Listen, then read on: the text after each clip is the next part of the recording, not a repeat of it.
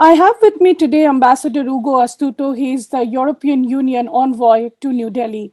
Welcome to the Print, Ambassador. Thank you for inviting. Ambassador, as you can understand, the situation right now is highly volatile. We've been seeing what is going on at the Russia-Ukraine front. The war has almost completed a week now. India has already suffered one of casualties in a collateral damage, which is highly unfortunate. But where do you see things headed from here? Well, look, what we see is an unprecedented, unjustified, and unprovoked aggression from Russia to Ukraine. It's a clear violation of international law. It's a violation of the UN Charter. Not to mention of the agreements that President Putin himself had signed very recently, the Minsk agreements. So what we need now is for Russia to immediately cease violence and to withdraw unconditionally.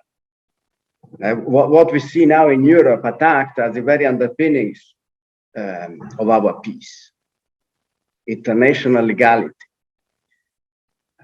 I think this is a moment of extreme gravity, which you will have seen has been matched by an equally severe reaction from the European Union, its friends, partners, and allies from all around the world.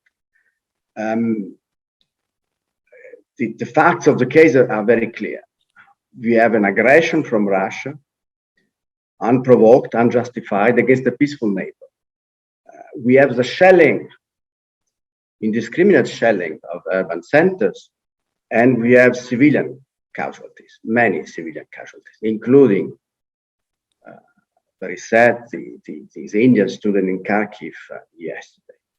And we have hundreds of thousands of civilians fleeing the violence towards the border with the neighboring EU member states. These are the facts on the ground, and I think it's difficult to dispute these facts. Mm-hmm. Ambassador, yes, I understand from where you are coming from. But to understand the situation that is aggravating now, Russia says that it wants peace, it wants a solution. We're seeing that some kind of peace talks have happened at Belarus and probably will be happening again. That's kind of an ongoing effort. But in terms of what the European Union is doing in terms of imposing sanctions on Russia, there is a huge package of sanctions that even the Americans they are going to impose. Do you think that will be enough to stop this war, or do you think that's going to make the situation will go from bad to worse? Do you think sanction is the solution? Look, the solution is the unconditional withdrawal of Russian troops and for this aggression to stop. These sanctions are meant to make it difficult for Russia to continue the funding of its operation and to isolate Russia politically. And I think they are very effective. It's as you said, it's a very significant package of sanctions in several ways unprecedented, with several dimensions of engagement. We have the shutting down of the EU airspace to Russian planes. We have Russian banks excluded from the SWIFT system. We have sanctions targeting key sectors of the Russian economy. We are targeting also the possibility for the Reserve Bank to use its foreign currency reserves. We are banning the sale of aircraft spare parts and equipment. And we are limiting access from Russia to crucial technology. I think these sanctions are biting already.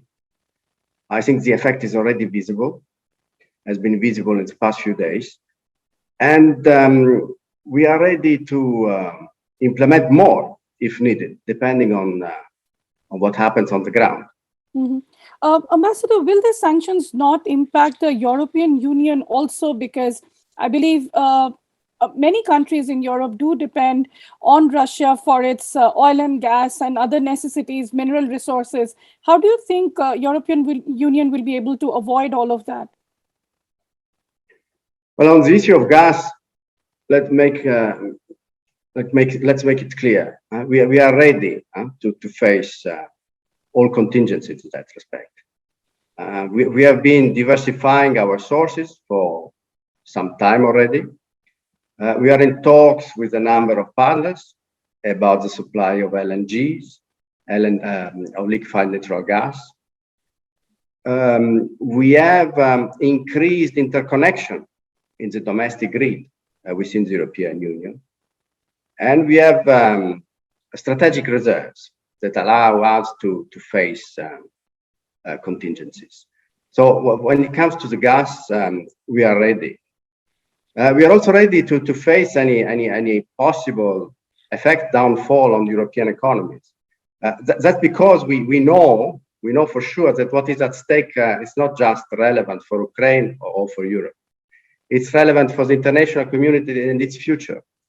The question is, do we want a future where might is right, where brute military force decides the destiny of countries and peoples? Or do we want to support and sustain the rules-based system of world governance, which has allowed Europe to prosper? Mm-hmm. I think the question is clear, and so is the answer. Mm-hmm. So we will do all that is needed in terms of sanctioning Russia, in terms of isolating politically Russia, and in terms of supporting Ukraine for this aggression not to go unanswered, and for those responsible of this aggression to be held accountable. Mm-hmm. So when you talk about supporting Ukraine, Ambassador, what is the status now in terms of Ukraine's immediate membership that it has asked for within the European Union? Are they going to be your permanent members within the European Union bloc? Well, we are in a situation of emergency, so we are focusing on the here and now. And we are focusing on the package of financial support. Several member states have also decided to supply weapons, and so has the European Union. In a first, I mean, that had never happened in the past. So it's another reflection of the gravity of the situation and the readiness of you to respond. Also, exploring new avenues for cooperation. Mm-hmm. And obviously, Ukraine is close to the heart of all Europeans today. Our cooperation is intensifying, and I'm sure it will continue to do so in the coming weeks and months. Mm-hmm. So is there a possibility in the future that Ukraine will become a member? Well, Ukraine is already part of the European family. The membership of the European Union will be part of the conversation that we need to undertake when hopefully the situation will return to normal. Mm-hmm. Ambassador, now coming to India's role, the kind of statements that India is making at the United Nations, we've heard the conversations that have been going on between New Delhi and Moscow, and also New Delhi and Washington, and also between European Union and India. What India is saying that we want dialogue and diplomacy, war is not a solution. But in terms of the fact that maybe we are looking at a long protracted war, in that kind of a scenario, what is the conversation that the European Union is having with India? What are your expectations? Well, look, what I can tell you is that we have regular and intensive exchanges with our Indian friends. India is a like-minded country, is a friend, is a partner. So we have been presenting our views to India, and we have been exchanging our perspective. As I said earlier, what is happening in Europe is not just tragic for Europe and for Ukraine today, but it's something which puts at risk the international legality, the rules-based system of world governance, respect for the UN Charter. So I think these are values which are dear to the international community. And we hope we can all come together to defend these values. But do you think this will also impact the larger framework that India has with the European Union under the Indo-Pacific framework? Do you think that will also be impacted? Well, we recently had a major event, as you know, a major forum on the Indo-Pacific in Paris, with a very prominent participation with the External Affairs Minister coming. And I think we all together agreed on the fact that the future of Indo-Pacific must be grounded on respect for international law. That's about the peace of prosperity and the Indo-Pacific. And this is also true for the future of Europe. So what I'm trying to understand, the kind of stance that India has taken, India, Russia, Ukraine crisis, do you think there will be an impact of that within the Indo-Pacific? Look, what will have an impact on the Indo-Pacific is an aggression which goes unchecked.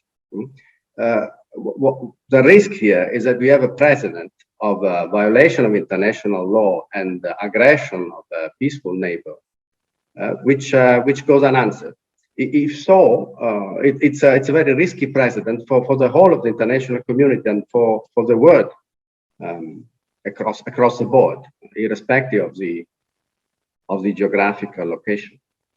Mm-hmm. Ambassador, now lastly, to understand from you, if there is a ceasefire between both Russia and Ukraine, although it seems almost impossible right now, but if there is a ceasefire, Russia is also talking about implementation of Minsk agreements, which it is saying that has not been done.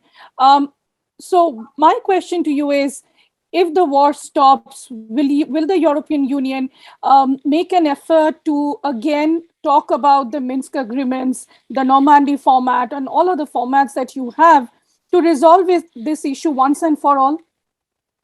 But it appears gross to hear Russia talking about the Minsk agreement, while it has simply ripped to pieces this agreement together with UN Charter and international legality, and while it is shelling civilians and forcing hundreds of thousands of people, of women and children, to flee toward the borders. The European Union has made an honest endeavor before the aggression to talk to Russia. I'm sure you recall the various visits by several EU leaders, President Macron, Chancellor Scholz. We are always ready to talk, but it's difficult to trust President Putin after what has happened. Mm-hmm. So, well, Ambassador, obviously, sure, no, please, you can continue. I'm saying the European Union is always ready for diplomatic solutions, but it sounds almost surreal to talk about diplomatic solutions while civilians are shelled. Mm-hmm. So, Ambassador, my last question in the sense, since you said this, where do you see this ending? Do you think the war is going to get worse now that NATO and even the European Union is sort of supplying weapons to the Ukrainian forces? Look, it's difficult for me to make speculations. This is a war which has been caused by one single player, and actually by the decision of President Putin. So I can tell you about what is needed. Well, what is needed is the unconditional withdrawal of Russian forces from Ukrainian soil and respect for the sovereignty and territorial integrity of a free country. Mm-hmm. Ambassador, thank you so much for talking to ThePrint. Please take care. Thank you very much. Thank you.